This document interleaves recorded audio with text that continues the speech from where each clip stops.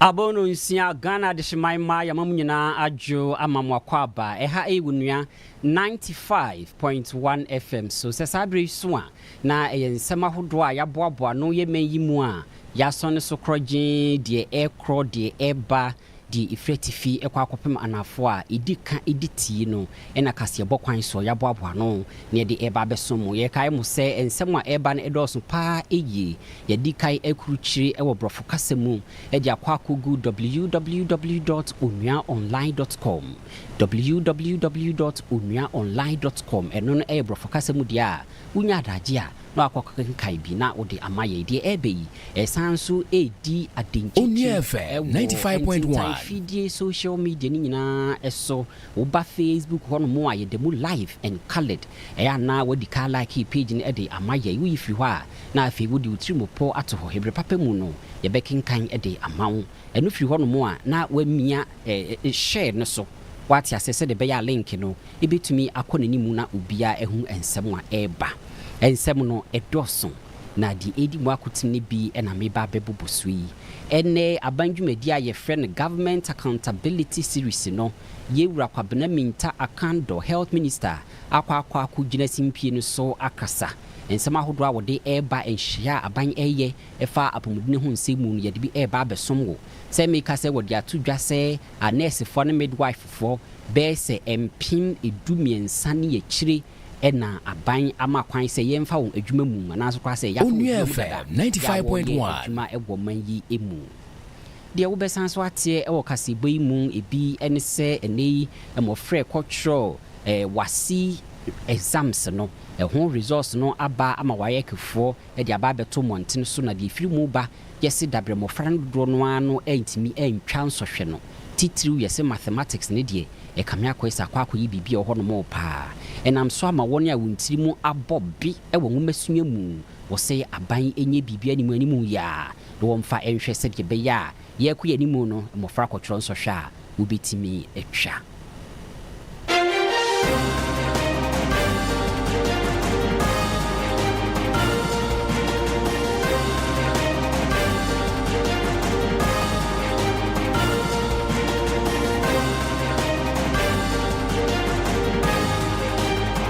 FM 95.1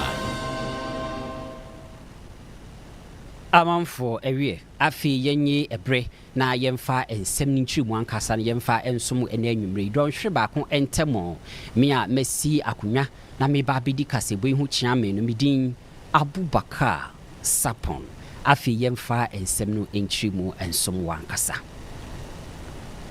encheye ena West African Examination Council wobagana hanmo a ebibre matoye mantem hanmo nyina ensohwa emofra wo konto asusuku kotworo no saa waye kefo no ena ehweso anutisi muaye ne basa na ententententen wode aba bigu ntintan fidie no so ese awofo ene school fo nkonko kenkan bi na omu biara enhunu de ensohwe ne esi ekoye anuti wasi results no se meka se yade a aba beto montene so a additional foreign dodo no akwa hwehwehwehwe Onua FM 95.1 de si free mu eba ne mpanimfo ebu nkunta wo se kamera kwa ese nkuntabuo ya eye mathematics core math ankasa de yesi w school for no dodo no ano entimi entwa saa core math no a eho nsem no akwa ye bibiri yesi dodo no a etena ho no mo se wo tworo saa ensohwe no core mathematics no a eye nkuntabuo adesua no yesi dodo no a enya F9 any social studies any ensohwe no de keka ho ahodo bibira yesi wo de emuaya ebaaye etoto afia ababetwa mu ne ho a yesi mofra dodo no ano enya ade a utimi etwa ensohwe ne sede mpanimfo ehwehwe nenenam so ama woni a wontiri mu abobe ewo enwumasua mu ekuakua ahodo woni yensentwerefo ekasa na obia esusuai adwene sede be ne beye ya ebre ekwa animu no Onua FM 95.1 we kotwero we ntwa wa feeli no eto ebetimi etwa enunti Ghana Education Service for the one dia aba ene ekuakua ahodo a wonso wonimdie ewo enwumasua mu no wonso de one dia aba yakeka bi abomu na yeji enchirimu ede asomwo ensohwe ni mu aye no awayek for de aba montene so animu ye no yesi woyi nkura miensa bi adegina ho no mu a emu baako de subject a ɛyɛ social studies no wonya F9 na kyɛ so fili na kyɛ sɛ afi no wɔne a wafili nsɔhwɛ no ade a wɔdɔɔso paa. Head of Communications at the Mawayek, John Cappy, and was say what you see be an amofrano and social one tiasi. In a casual conversation with my people in charge of social studies, I gathered that there was a little twist, if you want, of the question of 95.1. The rote learning that we are used to. He asked them to apply the knowledge that they had. The various subjects. So, I mean, in that particular subject, the various topics.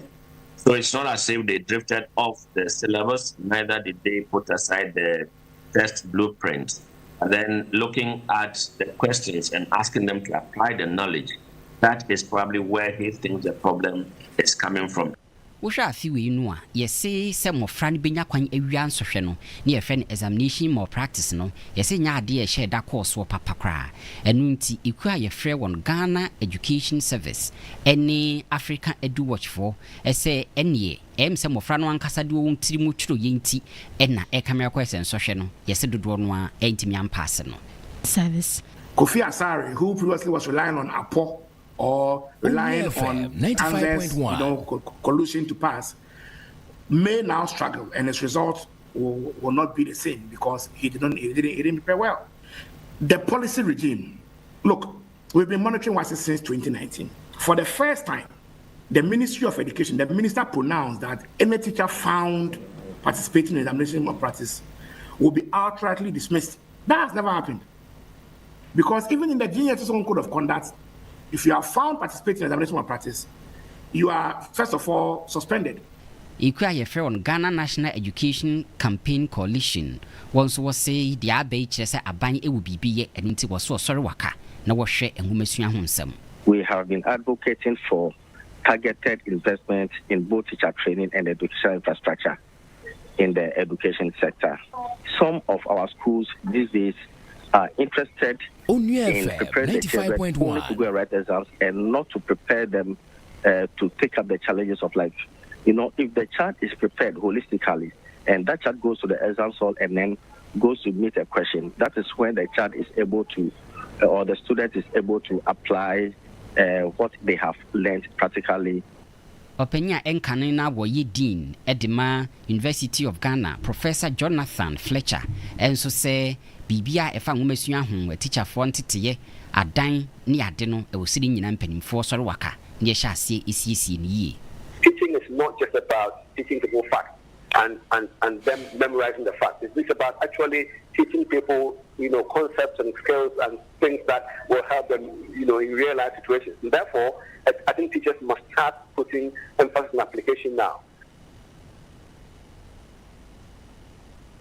Onua FM 95.1.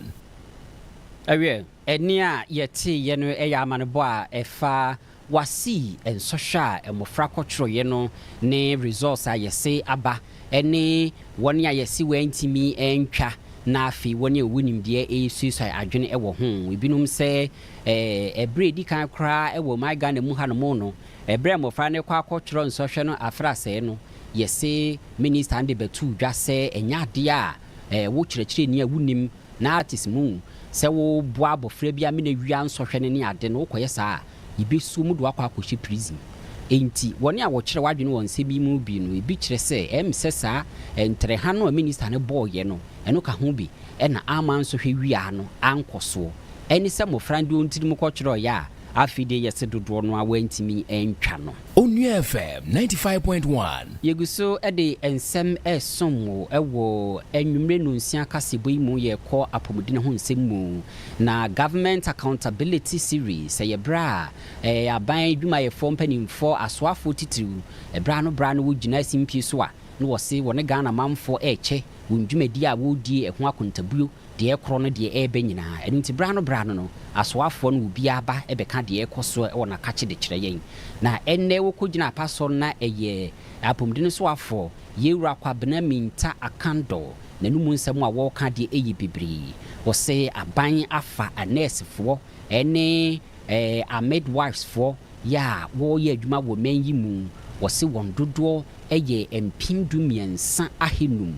13,500 nurses yɛ a yɛsisiesie wɔn nyinaa da payroll ne so a wɔregye akatua Onua FM 95.1 afi wei sei ɛnko a ɛna saa nipa dodoɔ yi yɛsɛ yɛafa wɔ dwuma mu yɛwura kwabena minta akandɔ ɛka bi ɛde ɛsi so sɛ ɛno ɛfiri hɔ no mu a afei nso n'aso ɛyɛ no ahwɛ ama adɔkotafoɔ wɔkyekyɛ bi saa akɔ mpɔtamu ahodoɔ baabiaa adɔkotafoɔ ni hɔ no mu ɛno nso aban ɛkyekyɛ bi de akɔ hɔ sɛdeɛ ɛbɛyɛ ɔbɛkɔ akɔyɛ adwuma ama amanfoɔ mpɔmudene atumi atotɔ yie ɛno nso wɔse woyi dodoɔ no a ɛnsua mmoro 700 not less than 700 medical doctors ɛna wɔn nso yɛato ɛde apɛtɛn wɔse wɔ mampanyini na ahyɛ ɛsɛ yɛmfa adɔkotafoɔ nkɔ mmeammea ahodoɔ bebree titiw ɛwɔ nkuraseɛ sɛdeɛ ɛbɛyɛ ɔbɛkɔ akɔyɛ adwuma yɛwura kwabena minta akando bu nkunta sɛ wohwɛ adɔkotafoɔ a ɛwɔ ɔman yi mu a ɛmu abu pɛn bɛɛ sɛ Onua FM 95.1 bɛɛ sɛ fa deɛ yɛse wɔn nyinaa wɔ ɛnkran kumpuni mantem yi mu ha na mo greta akra ha te wɔn nyinaa kuru kɛseɛ mu atena na wɔtumi ayɛ adwuma ɛno nti yɛwura akando ɛka kyerɛ wɔn sɛ wɔsrɛ wɔn adaworoma sɛ akwanyaba na asɛ yɛse wɔn kɔ wɔ man yi ntwea so ne ntwea so ntokuro bi nkuraseɛ wɔn kɔnkɔyɛ adwuma a adaworoma ɛyɛ a adɔkotafoɔ wɔn hu nkurasefoɔ mmɔbɔ na wɔn kɔnkɔyɛ adwuma fi sɛ hɔnom nso ɛka Ghana ho yɛntie yɛwura kwabena minta akando. And so we'll continue to pay the 13,500 nurses we put on the payroll this year alone. We are distributing not less than 700 medical doctors across the length and breadth of this country. And His Excellency the President has directed that we send these medical doctors to where they are needed most, especially the districts. I'm sorry to say that we have more than almost 50% of the medical doctors we have in this country in the Greater Accra. And therefore, let me take this opportunity to appeal to the medical officers we are posting here at the moment not to see this policy as punishment, but as an attempt for equitable distribution of the workforce we have in this country. And of course, government will also be seeking to create that congenial atmosphere for you to deliver your work.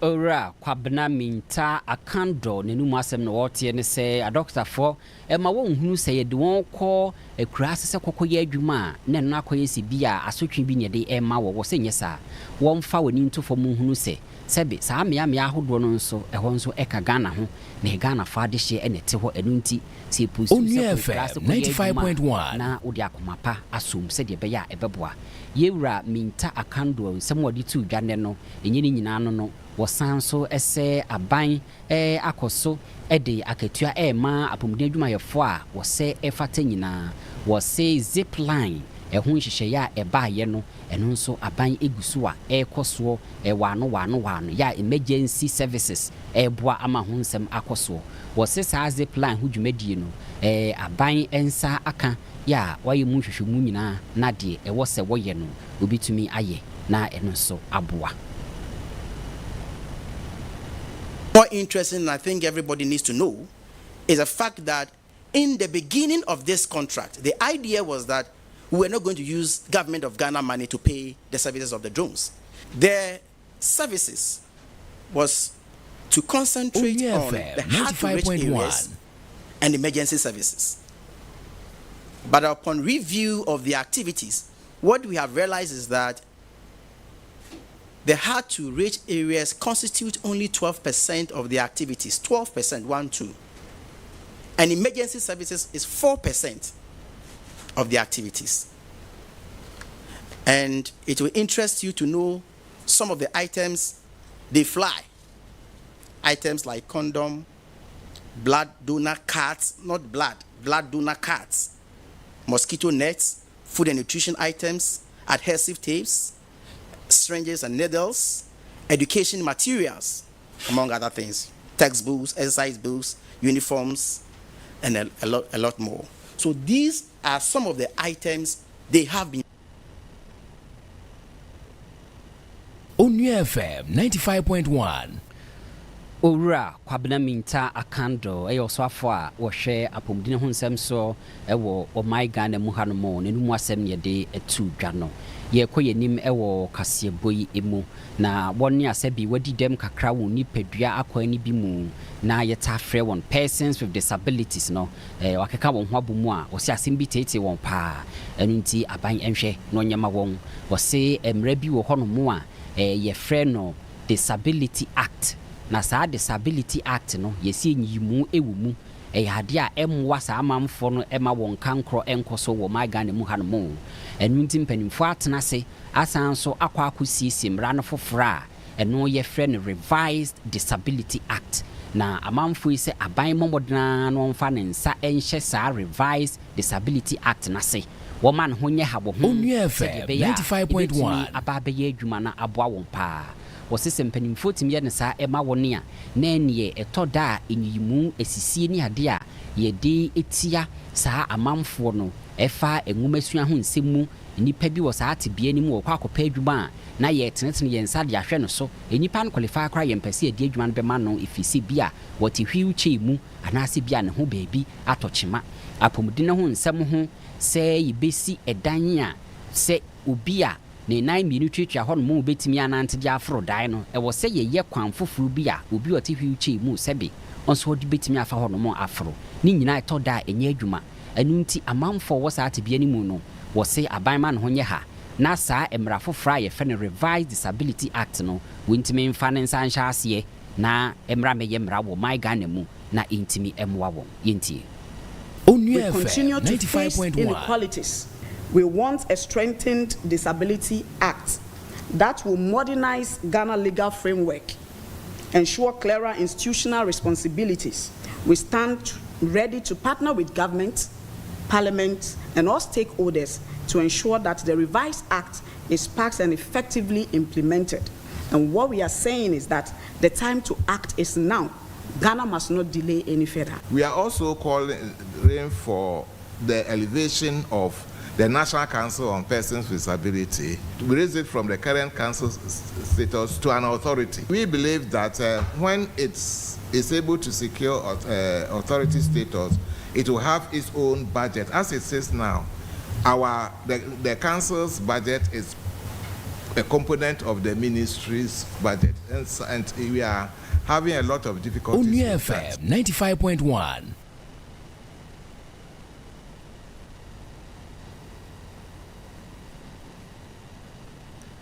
Anunti Ghana adehyewe eyamanebo a efa Revised Disability Act amamfo a wo saa tebea ni mu no wone empanifo twetwe nkomo se wo ma ho nye ha na womfa wonsa enhya ase se de be ya ebitumi ababeye mra na aboa won puntu wo my Ghana mu hanomo ugusu etie wonua 95.1 FM menu nsia ekasebo a na yigina we su etwa yen hotew akofa aboafo enkrato eba ensem ne dia kadoso yede besomo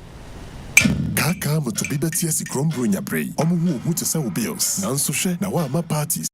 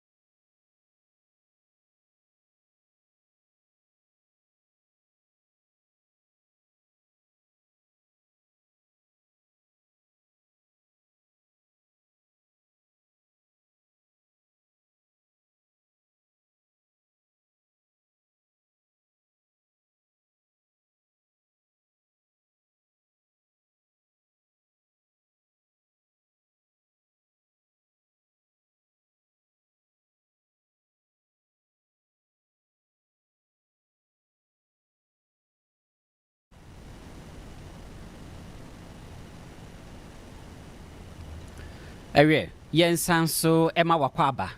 Famra Onua 95.1 FM 95.1 Edika Kachro say you want in video social media ne so nyina ebi titiru any Facebook kwa na yen page no wakwa akohwehwe Onua 95.1 FM Onua 95.1 FM na woni yen edika subom obe like page no ede amayen na afi nso wetimi do comment na gu hono mo ebre papa mu ya kenkan ede amaw na afi nso wa like page no ye ne say wi a share link no emaye said ye be ya ebitumi akọ enimu pa eyi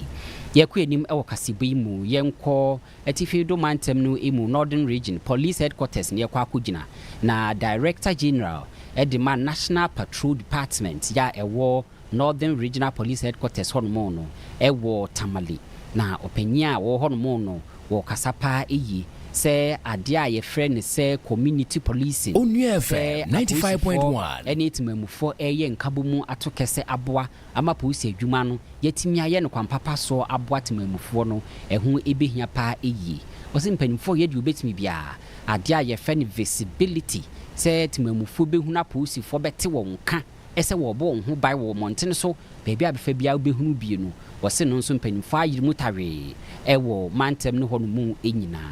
apanyine de nsami tudwa na eyebra wo kasa na mpanimfo asi community police post bi ewo Northern Region hono mu yesi North East hono mu na afi Savannah Region hono mu na mpanimfo kutwehia ya na obi ano apanyo kasa yi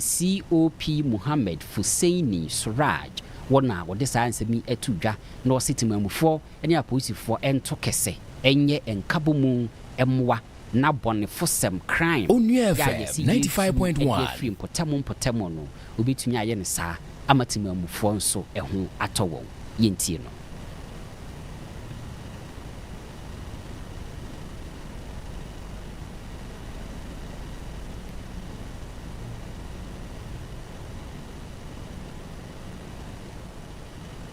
The Inspector General of Police says he is very grateful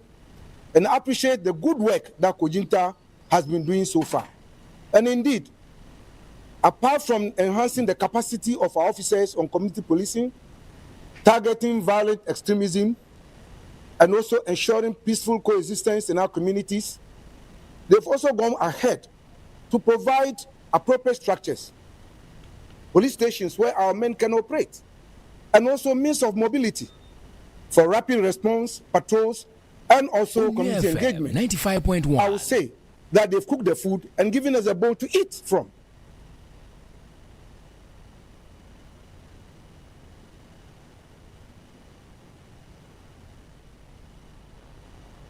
Ewe, enia yeti yeno eye opanyin kwankyerefo a wo Northern Region ehonmo Director General edema National Patrol Department ya ewo Northern Region Police Headquarters honmo sa opanyin no mu asem yeti yeno COP Muhammad Fusaini Suraj na ne kasa mu no se sa police post ahodo a yesisie ewo mpotamo honmo no enye wa hoodene ne muku bi a yefrɛ won Kojinta Ghana ena oboaya usisi sa police post no honmo enu nti wode aseda ema won oso oboa ma wutime tete wo mrantie ene eniema eboa police adwuma won potam honmo na sa Kojinta Ghana no Onua FM 95.1 ewo Ghana hanmo yefrɛ no country director no wono ene Reverend Clement Apingu wonso wode nsem etudwa se saa wo mu company anaso kra se wakache no ade a waye krado pa ese aposifo dwuma no wone timamufo twaka mapaya e wose beda wontamu no obetimi aboa aye afi nso nkrunkura hodo a ededa boda so wo mai Ghana ne amanfoforo ahye so nkrunkura wo hono mo no etoda eya na bambo ho nsem timi etete pansam enunti Kojinta Ghana ese wo beboa e wo kwambia so said ya bambo ho nsem bitimi ayirmu titiru e wo. The Ghana Police Service has a beautiful community policing strategy. And we do believe that if we are going to be fighting violent extremism, then we need to build the confidence, the trust of the communities of the police. And so we decided to support the community policing program with training. So we've trained about 184 police officers in community policing principles. We have provided 75 motorbikes for them for for patrols and visiting the communities, and we have also provided 7 police posts.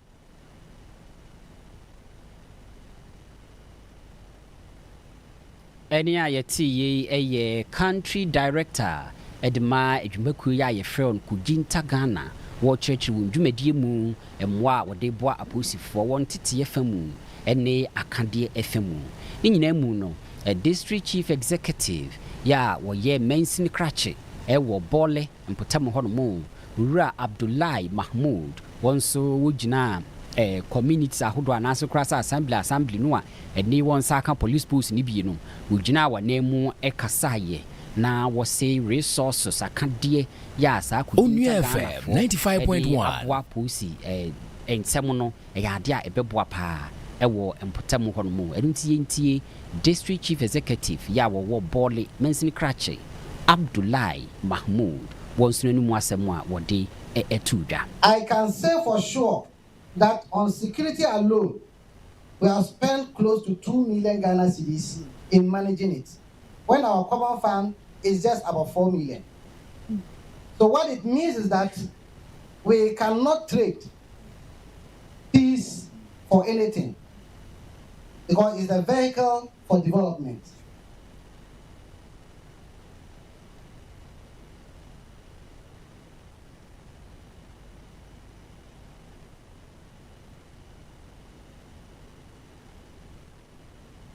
Ababesha wataso tisaye dua dwumadi na se eno mampanyine ko kasaye na wose se teacher fotimi de won ho agimu a etoda financial challenges teacher ni se me ye adwuma minisika nkobobosia mayese eno ne ebetimi aboa wo kira ade wo sanso wo afuo wo kira ade Onua FM 95.1 garden ya wadua no baye ne ade wo mu wo kira ade wo besanso atimi ayen enkokɔ ewufie ni ade a omampanyi dia futu eme teacherfo sesa anhyehye bi etese no obetimi atena se adwene ho din na se otimi de won ho ahyemu bia enka ogidi se ebeboa won pa omampanyi John Dramani Mahama dia futu eme teacherfo a na eyebra wodi dwumadi bi hyehye so yese botae ne se wodi bi idine da so ye frɛ no ye dua we teacher ni a otimi de won ho syem won ho syem ediska be ba be ka ho wo pe a wo je no osu senso enso ye de dwumadi enketenketen ba osu betimi de ho ahyem na sika no wonya bi aka ho nti ye ka se ye vegetables na wo de ho gimu a obenye sika film ye ka se ye nkokɔ nketenketen a wo de ho gimu a ahemfo se de be ya ebeba bi sie kuafo ne so utu wonfo se wonkeka won humom na farmers cooperative union ne ade no wonfo ho hyem bi bia ni wa sika wom che kuadwuma yewura ne opeso ye ne se wotofa bema tambia kuadwuma no ya obeya de aba no wonya mfa wudin ka ho tutu se say register cooperative makomako 7 Mampanyi John Dramani Mahama Ghana mampanyini de afutuo fa so de ama teacherfo no bibia wo ebre no betimi de no ho ahye sa adwumadi ahodo mu ni mu sɛde bɛya wo yɛ adwuma foforo mpo na sɛ wotimi yɛ no ka ho a etimi aboa ama osika sɛm no agina ne nan so akɔnani mu opanyi a wonso yɛ te ne nka ebre o mampanyini ka sɛ wiye no ɛyɛ emfuye ɛsoafo Wura Eric Opoku ena wonso wode ne de ɛka ho no yɛ Onua FM 95.1 yɛ kwa akɔhwɛ apomde ne ho nsɛm mu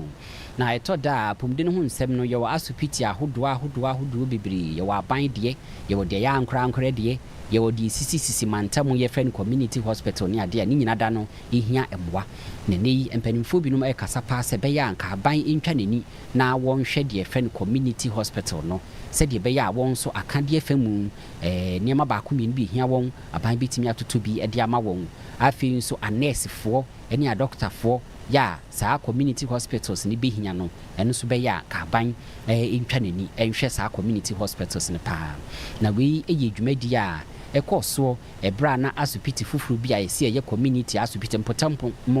die bi St Martin's Memorial Hospital ubi ano wo doko enkran hanmo ene mpanimfo ebekasa wase no wo fa saa konya no so de saa nsem Onua FM 95.1 no behwe na asopiti akese ne ankra die no aban timi so wasene ekwan bibiri eso se adokotafo famu anesifo famu ani ade nanso de wompotam ye friend community hospital no ha na aban atwi nani enu nti ebira so twem se aban bitimi atwa nani na wahwe saa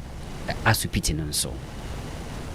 Sebeye na pomudin sem ewo maimu betimi akosoro na ayaresabia hodo so adoso nti St Martin's Memorial Hospital we bia no ewo doko se dwumedi etitiri ne ntini ene bepie mu ho mrahye owo north dai enso baabia okire se ayaresabia eyade a ehuhia oman bia ayaresabia yi hwe kwan se obetere ne nkwaban mu sebeye omanfo ye wo odoko ne mpotemu ebetimi aba abegya ayareshe Penimpa wada St Martin's Memorial Hospital seme maule adom edi adesre enam oswafo ohwe apomuden so eto aban enim se adaro 95.1 na wonu mo ye adwuma wo ayaresabia no wontere mu na ebi enko ankorankore ayaresabia so na emwa ma adwuma wo ye no enkoso. In the past, it's only the expatriates who come to build hospitals for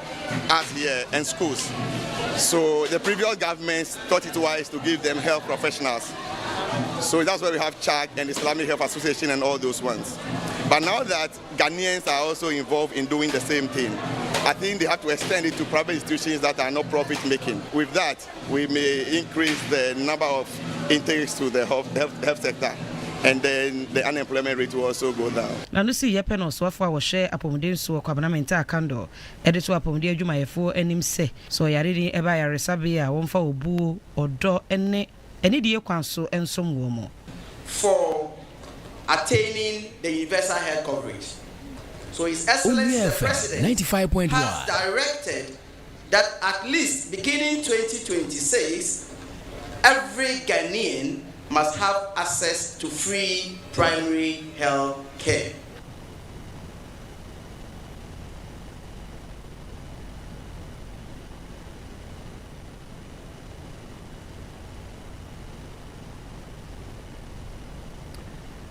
Wei eye wonua enwumre no nsia ekase bono agusu a wotie no bra Facebook no so na ne mramedi kasubo bra Facebook no so wo ba wonua 95.1 FM na ye page no wo ba no aba be like e de amaye do comment egu ho no mo watiase na afie no firi ho a na wamia share no so se de be ya link no ebitumi akonanimu yenko ensem fufuru mu na yenhwe enwumasua ho nsem eni a yeti CCI no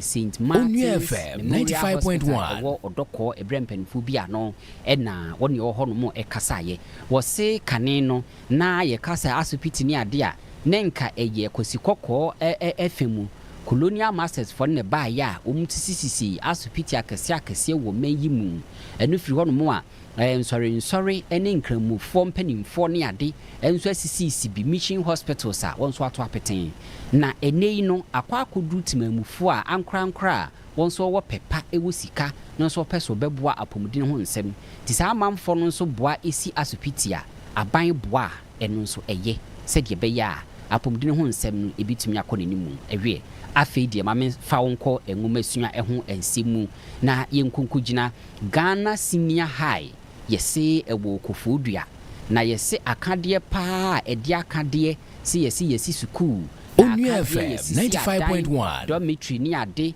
baby mofra betena adidie dining hall enkunwa mofra betena so ni nyina bigina ne nan so na beboa ma adesua ne adekira akoso no yesu kopiem ewo saa Ghana Senior High School hono mo kofodua yesi ye no debi yesi enye se infrastructure pa se bi wo ho yesi debi kra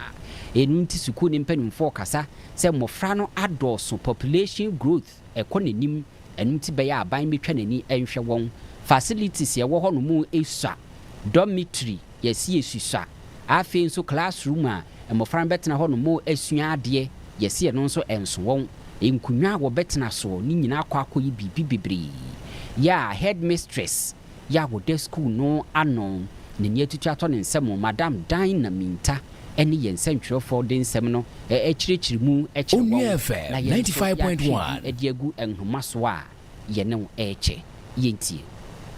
Ghana Senior High School woko Florida wepo yemantemu osi ye best mfie du watchi enie na sansa adusuafo no edo sunti eneyi wo mu gina best mpemiensa ahanso ne aduoko adesua dan ene dormitories a ewo ho no sese wa ba pe so a empa wo beda so ene enkonyo obetena so nyina enoso dynamenta Sukupia High School ano wodi adesre eto abayan krankran no nyumekwa wodo sada roma omra meye wo momwa. Our classrooms and boarding facilities are overstretched due to increasing enrollment. ICT lab needs refurbishment to a modern standard to fully integrate technology into teaching and Onua learning. FM 95.1. Our science laboratories require urgent upgrading to match modern standards. Teacher accommodation remains inadequate, affecting staff retention and comfort.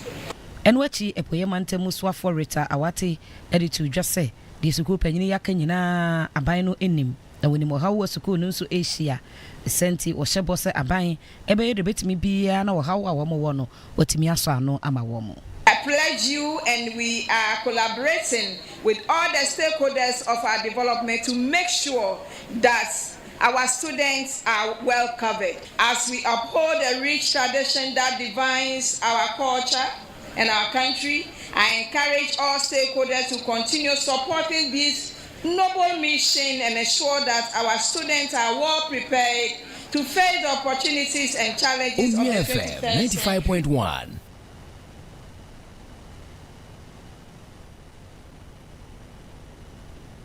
95.1. Amanboy Efri Ghana Senior High School mu ya ewo Kofodua empanimfo no mu asɛm a ɛfa hawa titi school no na wɔsrɛ empanimfo sɛ wɔmra mɛboa wɔn no emu chichirimu ne de asom wɔ no afi yɛnkɔ wɔne a wɔkasa ɛfa nyamesom panimfo ɛho religious leaders no wɔne ɔde da nsɔre ya no nkramu sɔfofo nyinaa ka ho bi yɛse yɛde afutu ama wɔn paase wɔma wɔn ho nyɛ ha wɔnyere wɔn ho na wɔma mpaebɔ intimi wɔ mai Ghana pa eyie wɔ kwa asɔ da mu a wɔmɔ mpa yie sɛdeɛ bɛyɛ a ɛbɛboa wɔ men yi ɛnkɔsoɔ pa na yɛse mpaebɔ no ya wɔnyere wɔn ho a wɔmmɔ no ɛno no bɛboa atsere asɛmpa no mu amana kɔ akyire sɛ bɛyɛ a foforɔ nso bɛsakra wɔn mu adwene obi a wɔsupport friends and political party bia otimi team for people to know that he belongs to that political party or he supports that football team. But those who support Jesus Christ, 95.1 Christopher no, omuntimi nyansa akukudro no, omuntimi empie enka nyame asem se ne wo so omuka no. Yet said ya ye ferry Christo bisa. Nti ya yesa koi se won omu ferry Christo. Omu beba na ya kambu na yetimi Asia se ne ye twa akra ma Yesu. Into one or more and sorry, different ones are yes, and what you were to ja, say free bra what say, Kui, Otimi, actually a crab say a hanum ni dun son. Ya will gusua, Edias and Paterno equetri. Chemu say, Global Evangelism, Restoration and Focus Movement, ye, and to us a few connery ye dear. Now a tree a crowded one abe rade. So, who are sorry, a man from Peso Mukona Seba, ye train you more, who said there are many veggies on Beko, Apple, Kanyamiasam. Yeah, they know very easy. I am a Onua FM 95.1. Yeah, your confidence on multimedia. Say, you made a course way, Eddie Asempaka for somehow don't penny for near GD4 and the Beshia ya. Timopo tertiary and say, Asempatrano, Betimia Kenyemu, Sebeya for Fronso, a betibi.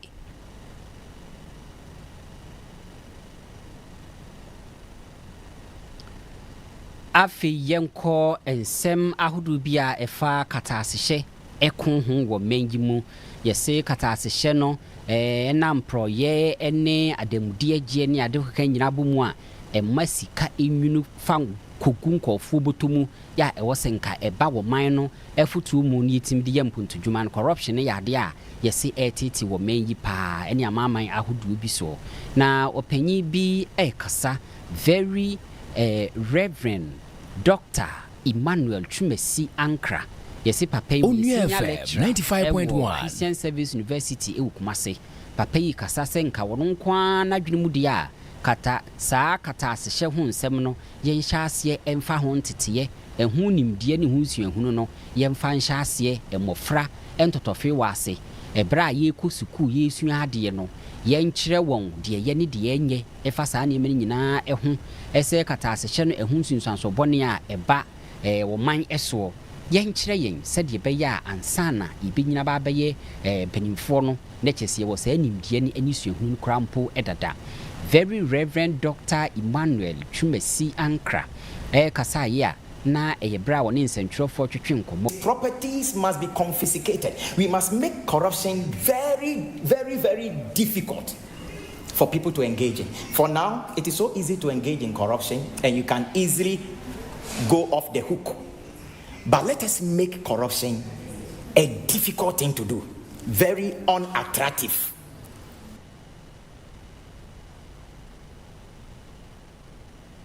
Let us make corruption a very difficult thing to do, unattractive. Papa no bro for wabubu mu no esusu yi pa so no nkwa na dwene mu dia se ye de ho nimdie be kyerɛkyerɛ ye ni firi hɔ no mu a yenye eniema a emraden dene ya eba beto saa katasehye no eso dwere na se ye de to hɔ no mu a wankasa ansana wobɛkɔ akɔye saa de no na gye nim sɛ wo ya eni wo wie ya eno no Onua FM 95.1 na yesi obi adi o man sika ena echina ye ne fa ha ase agege ne so ase ye no bokoboko eno de papa na num asem wo se eno no corruption ya attractive e ma amamfo nyai enu ti ye mamu nye dene ye nkyere wade wo homa wo nte ase na owie na se wa mfamra na anya adwuma na akoye saa corruption no a na eni emra no ye mamu nye dene pa se de be ya enya amamfo akono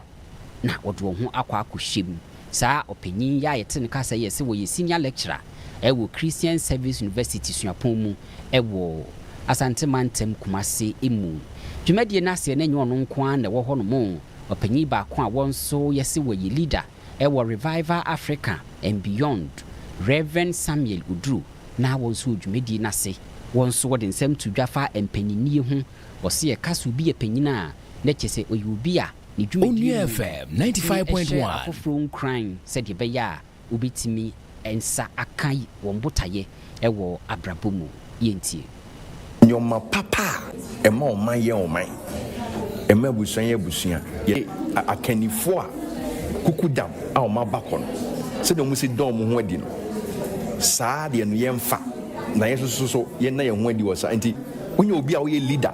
if you are exclusive or your partisan onye that is the first thing I was said toward you. Until immediately I will place our cards no twamfo be say onye leader in the first place. It is a ultimate twe wadwene bounce make the practical with this say me leader dia I say wa woman untimi njim kasa me pe we asem me pe we asem yenye ne sa o ya asem bebe fi it is a wo kan wo say we leader they say the fi o ye papa o ye na enye kankofo bom so no matter their political ideologies, their tribal differences, or skin color, come boom, name mine. And I openya yete nene CCA no sa openya no we leader edema Revival Africa and Beyond na okasa wo empanyini edwumadi nhye koso ewo Asante Mantem Kumase emu yegina we so atwa yen ho tew ye ba ensem ne de akadoso ye de besom. Yo Charlie, we be the Gen Zs. Yanni Gen Z for no. We dey play by our own rules. Nobody dey like we. We get on our own codes and we dey live by our own terms.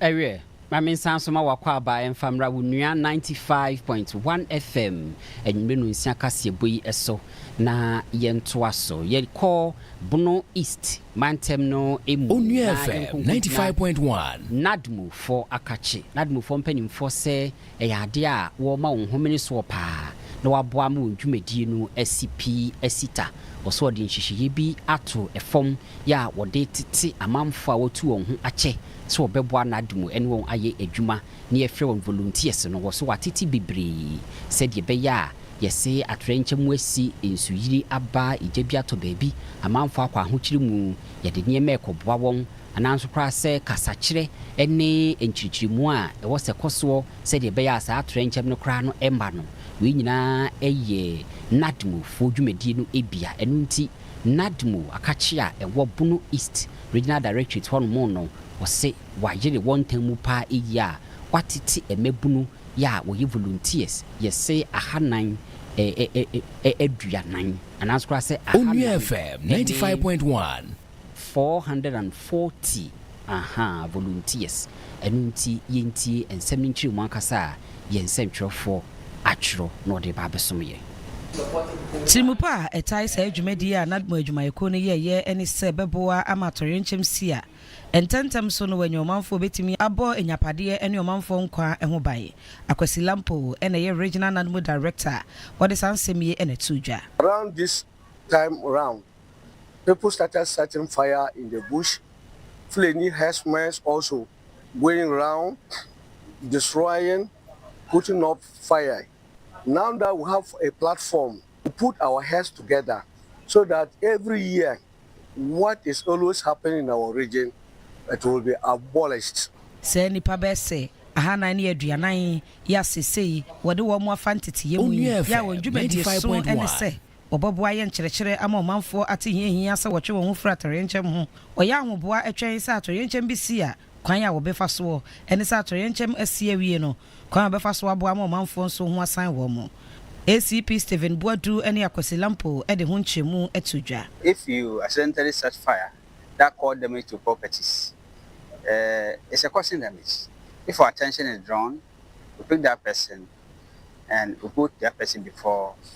the courts. If you are going to farm, or if you have intention of going to set fire for a game, we're saying that the law is already there. When you are picked, we'll deal with you. We'll make sure that we have special groups who will monitor affairs of that tourist attraction area, or make sure that no, hunter or poacher will enter 95.1. Albert Akoka Alansoga and a deputy director general. Eda Nadmu adwumayeko no anu wɔkyerɛ sɛ wonimpa sɛ Nadmu adwumayemu no ɛya na akadeɛ ho enkoyi senti abane de hyehye egu akwam sɛ bɛyi a wɔn mu a wɔde wɔn bɛhyɛ Nadmu adwumayeko nim foforo no akadeɛ wo hia bia wɔde bɛma wɔn mu. Lack of logistics have been identified and we are working towards that. In all these things you need to prepare. If you don't prepare, you cannot actually respond adequately. So as part of our preparation, our 2026 budget has improved significantly. Ewe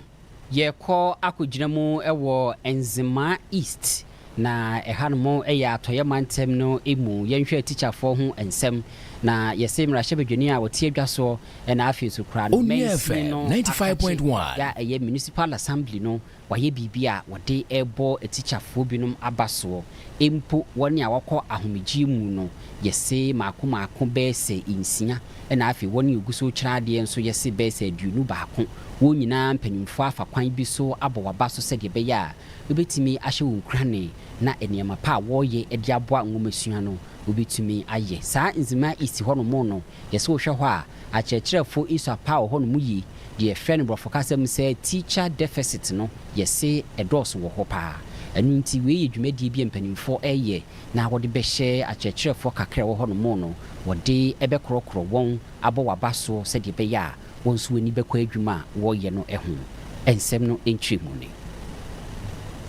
Enzima East mensi no mo ewatoe mantemo manimo wono mo kyerɛ sɛ akyerɛkyerɛfo Onua FM 95.1 wono mo kyerɛ sɛ ha dwene ɛfa nwumasua ne adekyerɛ ho ɛne no amanebɔ asabere ɛba kyerɛ sɛ tikyafoɔ no bebrebe na sɛ wɔnya mfirihyia bɛyɛ mmienu pɛ ɔmpɛ so ano so a na wapere transfer yi bi ɛkɔ bea foforɔ sansane no nneɛma ahodoɔ no bebrebe ɛfa adesua ho akadeɛ no ne nyinaa ɛkɔ kyɛw mmarahyɛ badwani ɛwɔ evaluate adwomorɔ dwura ne ne mpɛ so aso ayɛ kofi ako nokoi ne kasɛe mu no ɛna wɔkyerɛ sɛ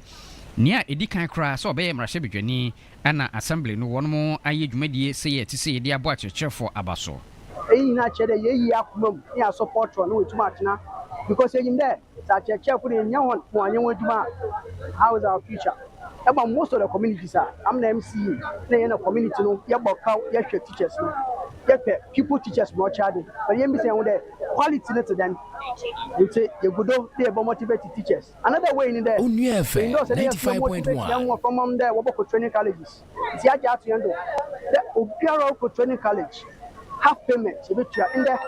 fees near over 5,000 abana for half I'm the MC I'm on 2,500 Ghana cedis each Abubakar chipanyini ɛwɔ nzema isi ne mpɛso aso ɛyɛ ononyamfo Herbert Kua Dixon ne kasa yemo no ɛno kyerɛ sɛ assembly no nso abɔ ne homɔden paa na wɔn bɛkɔ so a atrɛtɔ makwankɔ bɛdi mu sɛ de bɛyɛ a wɔn bɛtumi aboa na enwumasua akadeɛ nyinaa no ɛne wɔn nso agya wɔbɛkyerɛ adeɛ no nyinaa no bɛtumi nya akadeɛ na wɔn di adi dwumaso the community engagement and na concerns and teachers complain about any shortage of teachers. Maybe I could be ana complain about say I had any teachers, a shortage teachers baby being so na teachers for so akọ transfer and no and 95.1 he decided say no you motivate the East teachers that with this motivation the demand those who want to leave they will stay. Stephen Mensah wono abasoboni nyina ekobma no say overall best teacher no woni onua kase atwetwe nkomo. In terms of furniture if you are class baby a student betna wono ay comfortable esua de how ba konso ne say nkwala no ekwan a omofa so esua de talent aban babo anoba say for the books bebre area we amania ifri nzima east ede ebesomo yegyina we say so ne kaseburi nyina aba ewiye na afi yede Onua FM 95.1 wa ojebre na woni etena ye donhwe ba ko entamu enyina Abrante a yɛfrɛ no Albert ɛna ɛne wɔde me call Facebook no so kutwa me tum live ɛma wohwɛ etie yi hunfu na hodo a itwagu ye ne enyina me America sebi ɛsomo medin de Abubakar Sapon madam wase ama mu ani tie ne hwa anya ado